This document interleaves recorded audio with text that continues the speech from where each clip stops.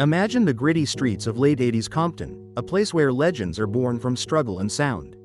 Amid the electric chaos of this era, one DJ, known for his relentless beats and revolutionary spirit, emerges from the shadows, DJ Yella. His turntables weren't just about music, they were weapons of rebellion, crafting the soundtrack for a movement that shook the world. In this video, we're diving into the electrifying journey of DJ Yella, the heartbeat of NWA and the man behind some of hip-hop's most dangerous sounds. From his early days hustling in Compton to helping forge a musical empire that challenged the status quo, DJ Yella's story is one of defiance, innovation, and raw talent. Get ready to uncover the life of the DJ who not only changed music but redefined it. DJ Yella, born Antoine Carabee on December 11, 1961, in Compton, California, emerged from a challenging and tumultuous early life to become a prominent figure in the world of music. As the eighth of 9 children, Yella's formative years were marked by significant hardship and struggle. His parents' divorce when he was just 4 years old set the stage for a difficult upbringing. Following the separation, his mother, determined to provide for her children despite the odds, moved them into a modest 3-bedroom house. In this cramped space, the family of 10 had to make do with minimal comfort. DJ Yella and his siblings shared a room furnished with double and triple bunk beds, and the entire household had access to only one bathroom. The strain of single parenthood was evident in his mother's grueling work schedule. She worked long night shifts as a nurse to support the family, but despite her relentless efforts, financial difficulties persisted. The Carabee family lived in poverty, a reality that prompted DJ Yella to seek his first job at the tender age of 12. Earning $1 an hour, Yella's primary motivation was to buy his own clothes and school lunch. This early foray into work was not solely driven by material desires but also by a desire to contribute to his family's financial stability. Despite his early responsibilities, DJ Yella was more captivated by the vibrant life of his neighborhood than by academic pursuits. His childhood was a whirlwind of outdoor activities, from playing street football with friends to racing minibikes and go-karts. His passion for baseball also shone through. He played minor league baseball for 5 years and continued his involvement in the sport through high school. However, as his work schedule grew more demanding, Yella was forced to choose between his job and his beloved sport. Ultimately prioritizing his employment, Yella's work earnings allowed him to indulge in a hobby that would later become central to his career. He invested in custom lights, sound systems, and speakers for his bikes, an interest that sparked his lifelong passion for music and DJing.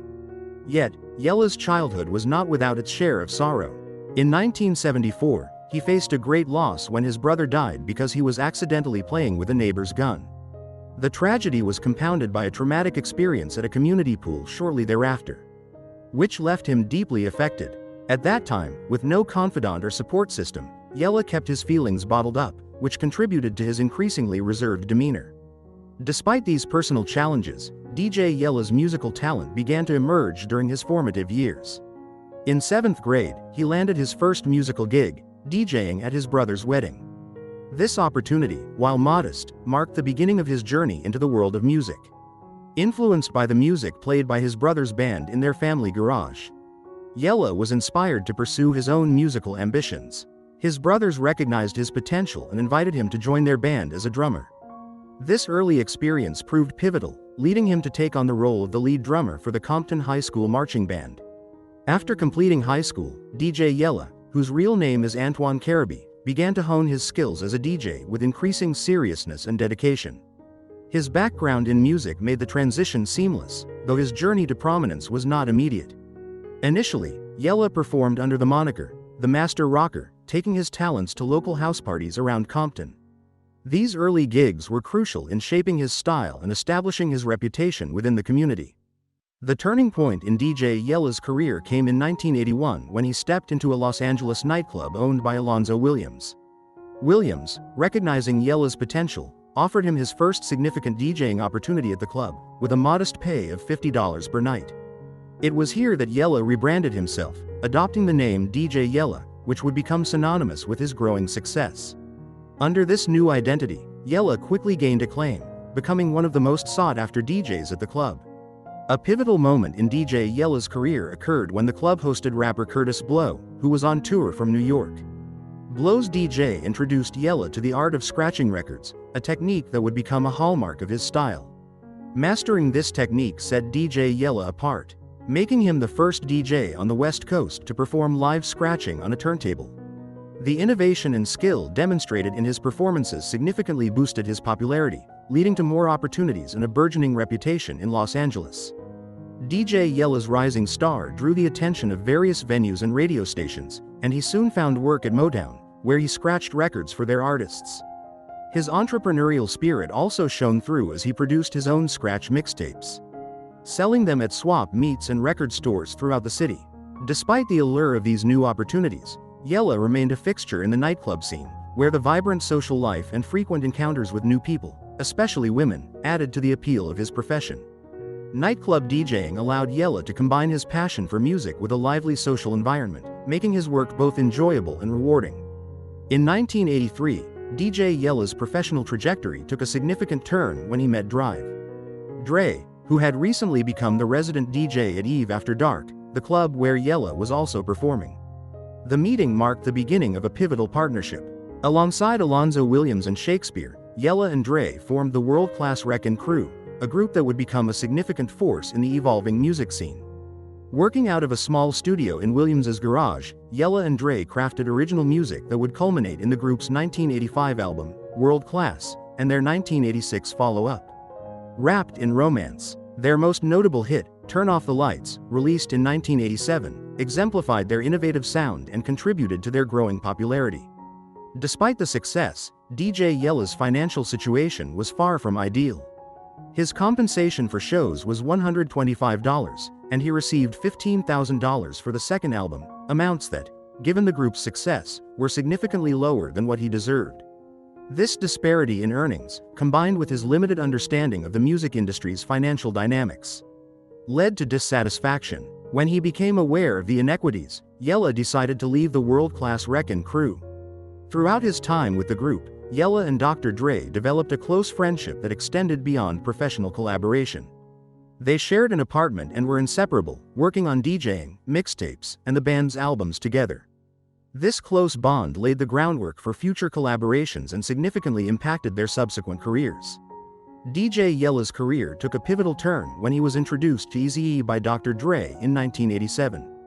At this juncture, Eazy-E had recently founded Ruthless Records, a label that would soon become synonymous with a new wave of hip-hop. Dr. Dre, who had already begun working with Eazy-E, had produced the influential track, Boys in the Hood, which marked the beginning of a significant musical partnership. Recognizing the potential for further success, Dre suggested that Yella join their burgeoning movement.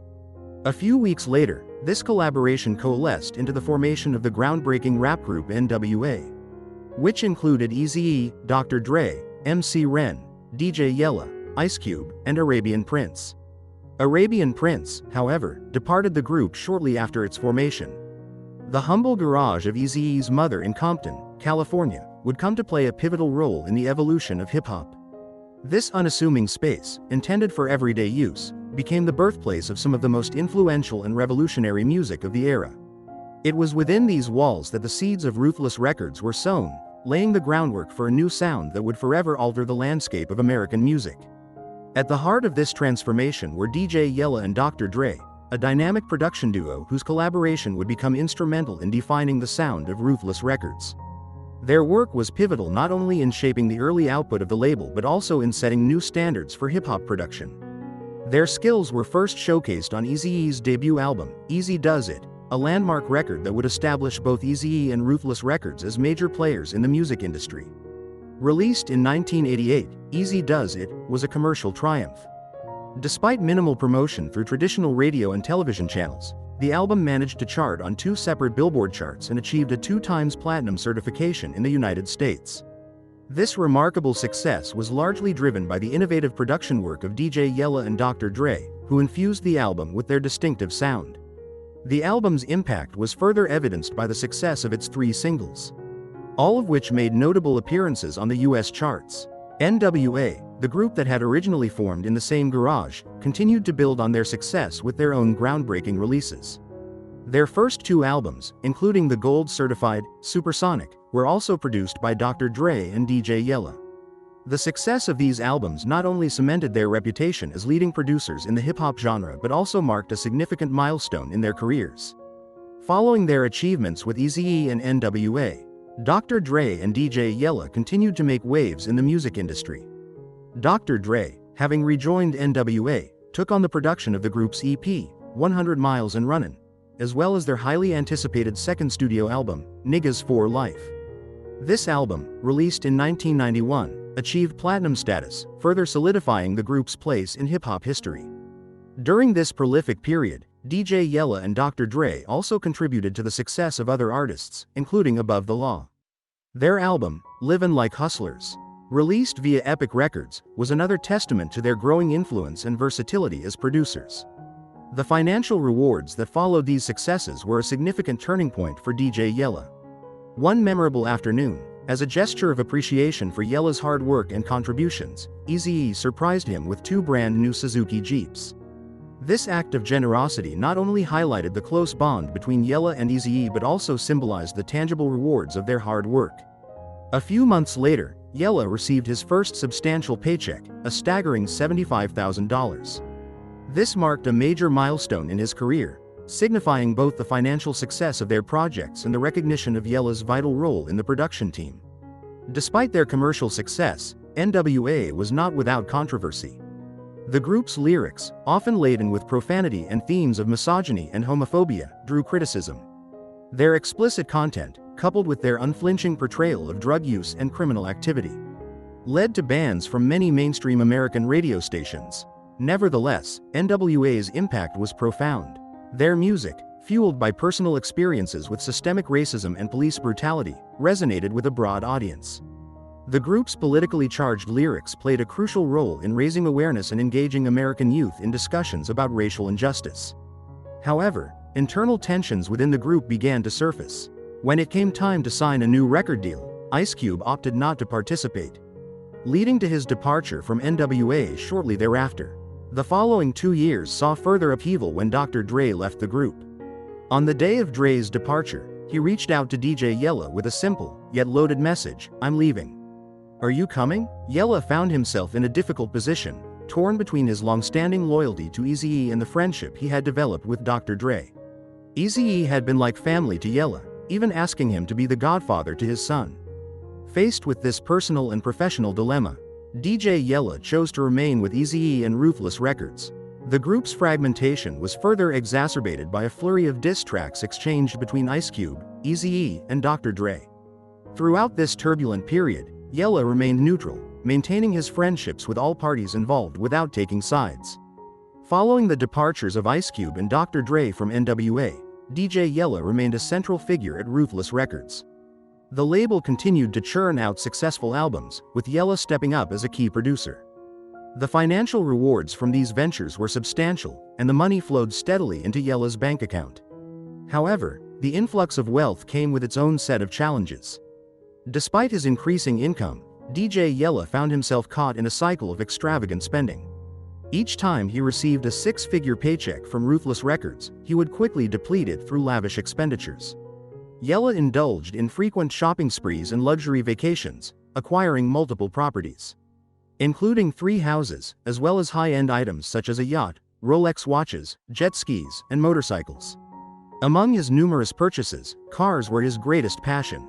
Between 1989 and 1997, Yella amassed over 30 brand new vehicles, a testament to his voracious appetite for automotive luxury.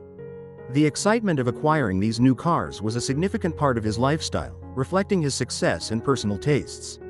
The cycle of high spending eventually led Yella to explore new income streams to support his extravagant lifestyle.